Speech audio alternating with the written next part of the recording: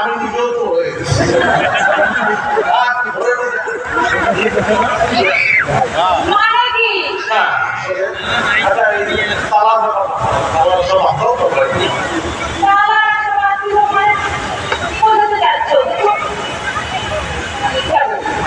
আমাদের তো উচিত সব কিছু চোরের বাড়িতে চোখে দিয়া মানে সেটাই ছেড়ে দিতে হবে, ছেড়ে দিতে না পারো তাহলে বাড়ি দেওয়ার ইচ্ছা সেটা তালা মারতে হবে। আমরা কিন্তু এই নতুন বছরে নতুন পরিবেশে কোন চোরের উদ্যোগ চাই না, আমরা চাই কি চোর মুক্ত সুন্দর বাংলাদেশ।